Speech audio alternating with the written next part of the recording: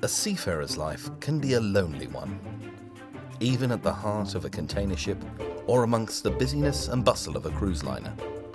Which means when troubles come or problems arise, it's hard to know where to turn.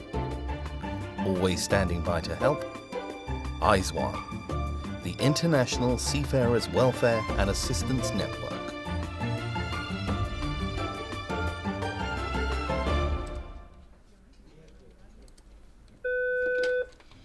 Good afternoon, Seafarer Help. How can I help you? We provide a 24-hour, 365-day a year helpline service to seafarers of any nationality, anywhere in the world. And that's completely free and confidential. And we're also multilingual helpline. По-русски, да, конечно, я говорю по-русски, да, чем No hay могу problema, помочь? podemos ayudarle. Lo que podemos hacer es... 好，这样的话方便我们打还给你。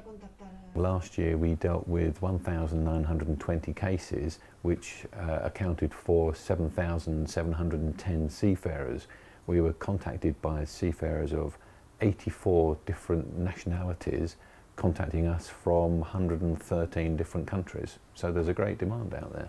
And as shipping today goes on around the clock, all around the world, so too ISWAN.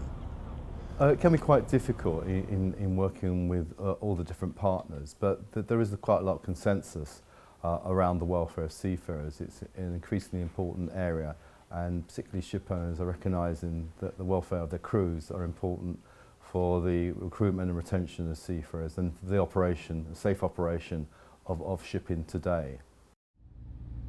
When a Georgian seafarer had to go on hunger strike for the wages he was owed, Seafarer Help alerted the International Transport Workers Federation at his next port.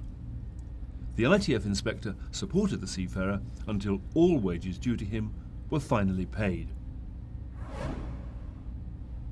A Filipino sailor, seriously ill with kidney failure, needed help with his medical bills, but his sick leave pay was being denied. He was desperate. Seafarer Help assisted him in applying to the Seafarers Emergency Fund, and a successful transplant operation was carried out. It's not just the seafarers who calls us, it's their family members in their countries as well. When we talk to the seafarers in their own language, they start to open up and talk about their problems more.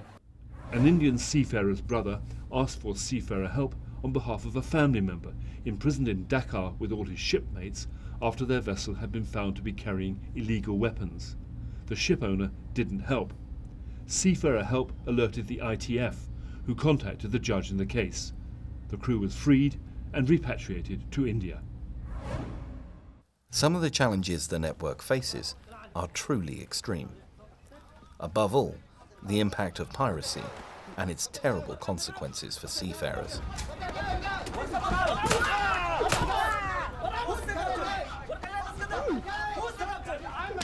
Events like this, still all too common, leave lasting damage in their wake for seafarers and their families. ISWAN stands ready to help.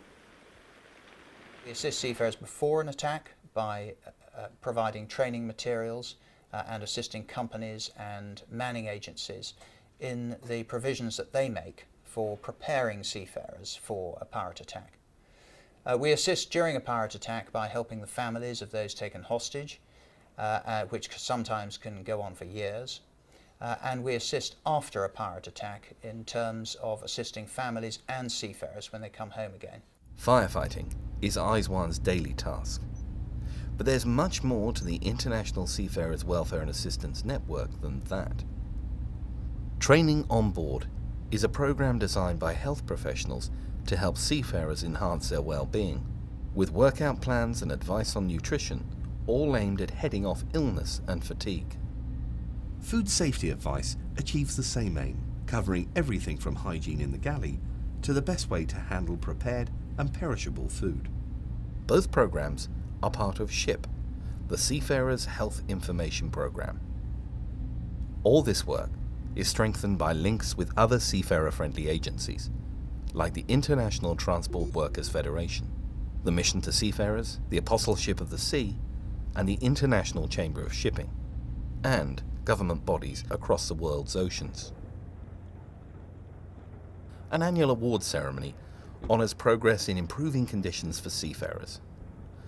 ISWAN also conducts wide-ranging research reflecting the changing face of the maritime workplace.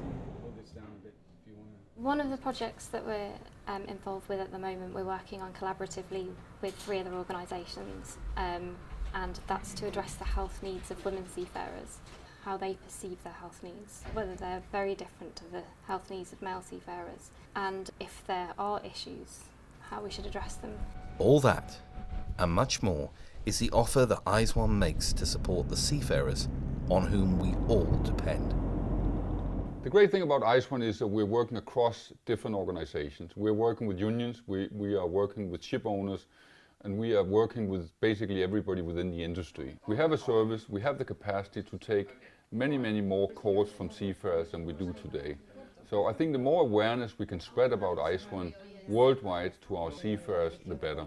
What drives me forward with ISWAN is that we can clearly see year on year the importance of ISWAN. We are getting more and more cases every year. We're handling more and more cases every year, and hopefully bringing a lot of cases to a happy conclusion. Dimitri, what's it like helping seafarers all around the world?